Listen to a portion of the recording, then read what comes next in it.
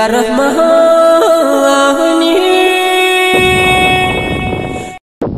حبيبي بيا قرآن ربي نوهاكر بيا مسوم ربي نوهاكر حبيبي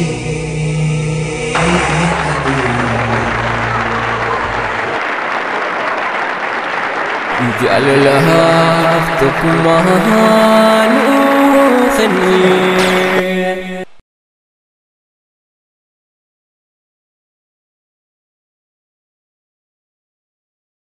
يعني أمس قبيلة هدوتو دودا دوبا كينياتي هفا قبيلة ميميداغو هدو قبني دياچودا ديمنا كان اسن كولفسيسا اسن بشننسيسا واحدو إرّا برتن هدو اسني ديسودا deemna sandura garuu jedduudhaan ispoonsara keenyaa fi tumsitoota isin beeksifna jecha turre jira ispoonsara keenya sadarkaa tokkoffaa ta'uudhaan sagantaa kana cinaa kan dhaabbate kolleejjii teeknooloojii fi biizinasii Daadimos akkasumas tumsitoonni sagantaa kana akaadaamii Sabaayif kaafee fi reestooraantii ummaa mana maxxansaa Iimaan akkasumas جماعة حواس مسلمة مقالة شاشمنة أكاسمس بريسا كتابة زكوش سوفيان عثمانس تومسيتوتا ساغانتا غويا هراتي كتابني زكوش عثمان سوفيان عثماني دان براه جرا قرشي شانتا مقفا دبسون امو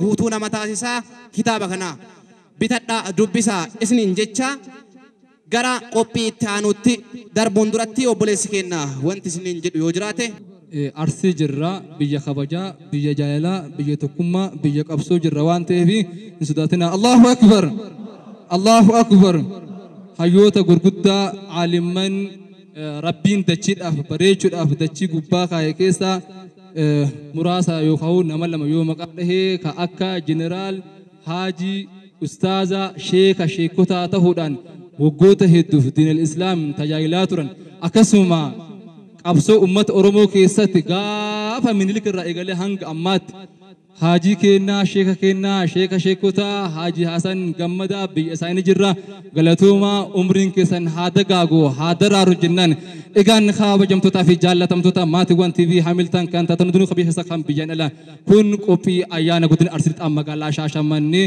galma aadaa magaalaa Shaashamanneetti hawaasa magaalaa Shaashamanneetti fi naannoo ishii wajjin kan qopheessinee jirrudha guyyaan guyyaa iidaati baga ayyaana Iidal Adhaa bara hijiraa 1440 isiniin ga'e kan jechuu barbaadnu obboleewwan keenya biyya alaa biyya keessa jirtan kan dhibamtanii mana yaalaa garagaraa jirtan kan mana hidhaa jirtan kan iddoo garagaraa jirtan akkuma jirtanitti bakkuma jirtanitti baga ayyaana Iidal Adhaa bara kana isiniin ga'e Allahu akbar ذلك كمال hawaasni baay'ee waan sagantaan itti tolee jiru fakkaata fuulli isaanii baay'ee bareeda akka tasaa ta'ee namni hunduu carraa argatee waan as ba'u taateeti fuula kan argee namni hin gammanne ani hin beeku inni man jirre natti fakkaata egaa sagantaa baay'ee babbareedu jira amma kanatti aansuudhaan sagantaa wal dorgommii nyaataatu jira anjabaadhaa dorgomee mo'adha namni jedhus isin keessaa yoo jiraate harka baasuudhaan dorgomuu danda'a kanaafi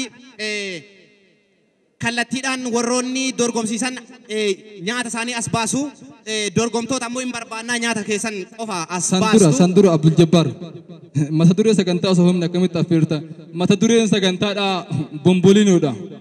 bombolino Aisha Shamanni biyya jabaan nama lafa banne ani jabaadha nyaadhee hoo jedhe qaamni kiyyan gabbataa qaama saniin immoo yaa nyaadhee gabbadhee ibaadaattiin godhaa bombolino zikrii rabbiittiin jabeessaa warri jedhu dorgomuu dandaas bayeeti sagantaa wal dorgommii nyaataa asi qopheessina eeyyani abbootiin murtee nyaataa kallattiin bombolino daanyaa haqaattu ajjira isaan kun daanyaadha sandura ammoo ustaaz Qamar Hussein gara waltajjiitti ustaaz Qamar Hussein yeroo dheeraa hawaasa muslimaa kallattii garaagaraatiin tajaajilaatiin turan ustaaz Qamar Hussein nama 40 ol kan ummata amantaa biraa hordofan gara amantaa islaamummaatti fidan ustaaz Qamar Hussein sheekha guddaa ustaaza guddaa godina Arsiilixaa magaalaan Shaashamannee qabdu ustaaza keenya kabajamaa fi jaalatamaa gara waltajjiitti koota ustaaz Xaalibu kunoo gara waltajjiitti ustaaz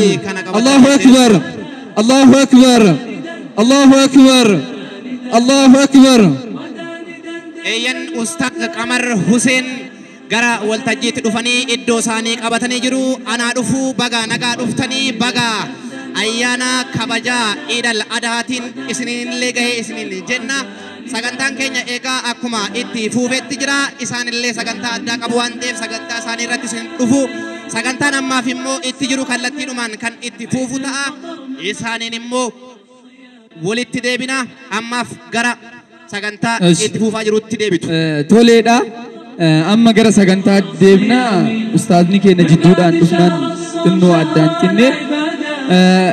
Kan asirratti ilaalaa jirtan nyaataadha. Maqaan isaa bombodiinoodha. Nama lamatu as bahee dorgomaa. Dorgommii kana keessa ergaa gabaabaa ta'ee waan guddaa nama barsiisutu jira waan ta'eef akka nuuf hubattan jenna. Wal dorgomtoonni akka Maammassaan fi Seefuun gara waltajjii akka nuuf baatan kabajaadhaan isin gaafadha.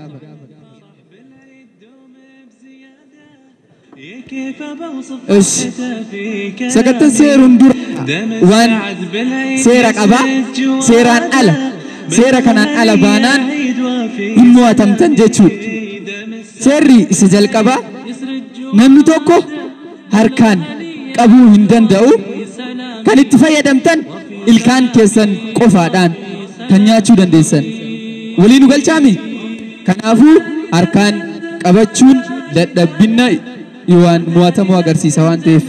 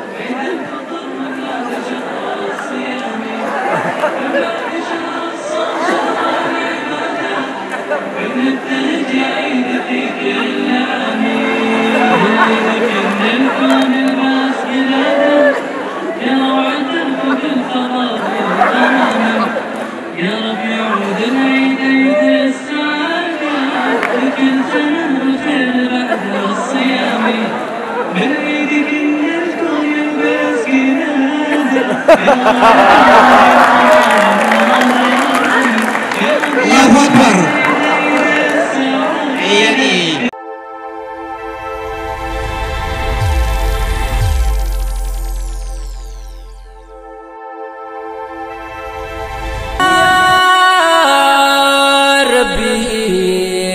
Ya Rahman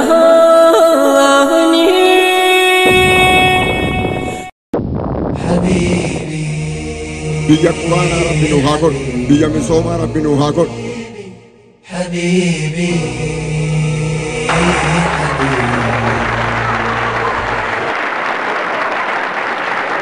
جعل لها أختكما نوخني